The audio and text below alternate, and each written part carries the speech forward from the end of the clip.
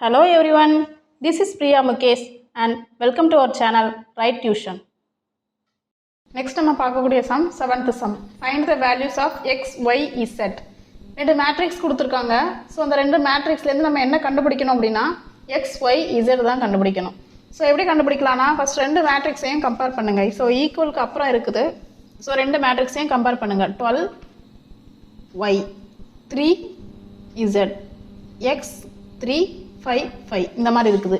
So அவங்க என்ன கேட்காங்க எக்ஸ் ஒய் இசட்டோட வேல்யூஸ் தான் கொடுத்துருக்காங்க. ஸோ நம்ம y is equal to 12 first ரோவில் இங்கே உள்ள ஃபஸ்ட் ரோ அண்ட் இங்கே உள்ள ஃபஸ்ட் ரோவில் ஃபஸ்ட் நம்பர்ஸ்.